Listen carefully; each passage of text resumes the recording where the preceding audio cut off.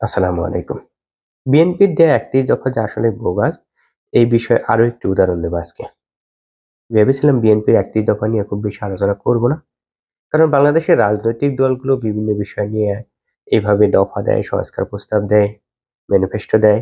কিন্তু বাস্তবিকে সেগুলো বাস্তবায়ন করে না, তো এগুলো নিয়ে আলোচনা করার অত গুরুত্ব আছে বলে মনে করি নেই। কিন্তু বিএনপির নেতারা যেখানে যাক না কেন এই বিষয়টি নিয়ে আলোচনা করে, একটি দফা নিয়ে আলোচনা করে। জুলাই সনদ নিয়ে যখন দীর্ঘ সময় আলোচনা হলো, বিএনপির নেতারা বারবার এই একটি দফা দেখিয়েছে। বিভিন্ন সংস্কার প্রস্তাবে তারা যখনই বিরোধিতা করেছে, তখন তারা ৩১ দফা দেখিয়েছে। এবং বিএনপির নেতাদের কোনো বিষয় নিয়ে আলোচনা করতে বললে, কোনো বিষয় নিয়ে প্রশ্ন করলে তারা ৩১ দফায় ফিরে যায়। সর্বশেষ কয়েকদিন আগে বিএনপি নেতা সালাউদ্দিন আহমেদকে একটা প্রশ্ন করা হয়েছিল। কি প্রশ্ন করা হয়েছিল সেটা গুরুত্বপূর্ণ না, কিন্তু উত্তর দেওয়ার ক্ষেত্রে তিনি সেই ৩১ দফার কাছে নিয়ে গেছেন।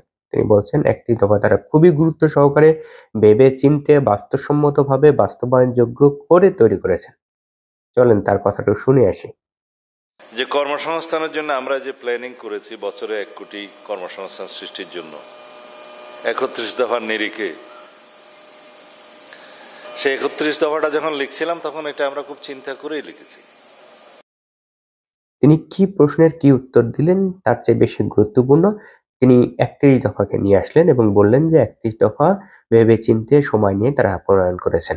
স্বাভাবিকভাবেই রাষ্ট্র মেরামতের জন্য যখন সংস্কার প্রস্তাব করবেন, সেটা তো ভেবে চিন্তেই করতে হবে। অনেক সময় নিয়ে অনেক কমিটি করে আলোচনা করে পর্যালোচনা করে ধাপে ধাপে সেগুলো তৈরি করতে হয়। এবং বিএনপির নেতারা এরপরে ধারাবাহিকভাবে প্রত্যেক দিন এটা নিয়ে আলোচনা করতেছেন, ৩১ দফার লিফলেট বিলি করতেছেন, বিভিন্ন লোককে বোঝাচ্ছেন। তাই স্বাভাবিকভাবে ৩১ দফার ভিতরে অসঙ্গতি, ভুল বা অবাস্তব কিছু থাকার কথা না।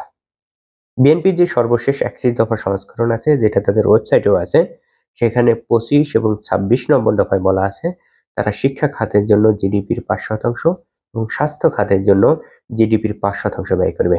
অর্থাৎ শিক্ষা এবং স্বাস্থ্য এই ২ খাত মিলে তারা জিডিপির ১০% ব্যয় করবে।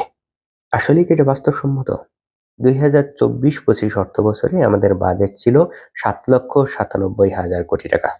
ওই একই বছর বাংলাদেশের জিডিপি ছিল ৫৫,৫২,হাজার কোটি টাকা।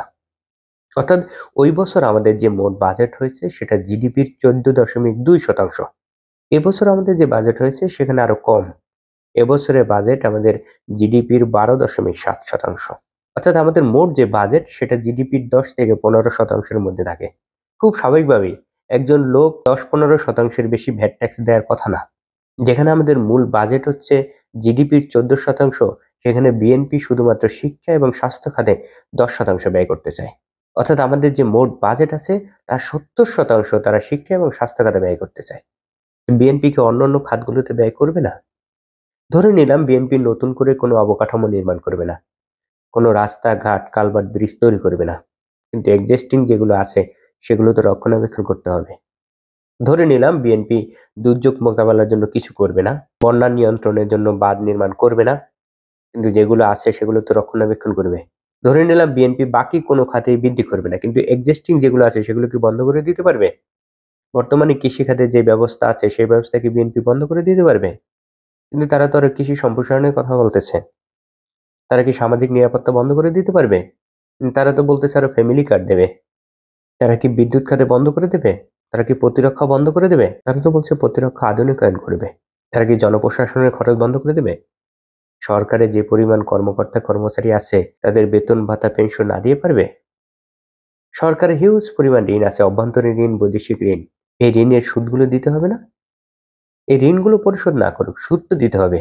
এবং এই বিষয়গুলোতে যে নরমাল খরচ হয়, স্বাভাবিক খরচ হয় সরকারের, সেই খরচগুলো যদি হিসাব করা হয় তো এগুলো জিডিপির ৮ থেকে ৯%। যেখানে আমাদের মোট বাজেট হচ্ছে জিডিপির ১৪%। এবং যেই খরচগুলো সরকার না করলেই নয়, যেই খরচগুলো সরকার না করে পারবে না, সেগুলো হচ্ছে জিডিপির ৯%।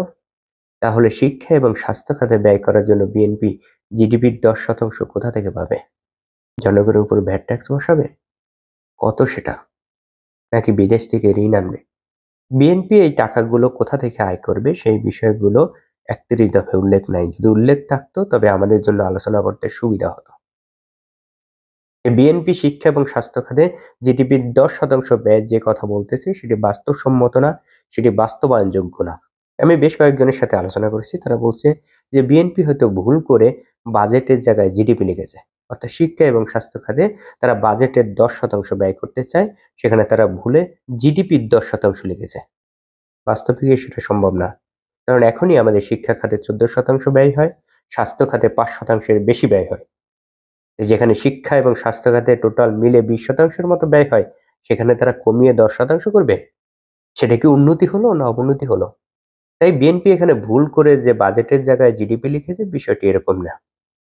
তারা হয়তো বিষয়টি বুঝেনি, অথবা বুঝলেও ইচ্ছাকৃতভাবে বিশাল কিছু দেখানোর জন্য 31 দফায় এটি উল্লেখ করছে।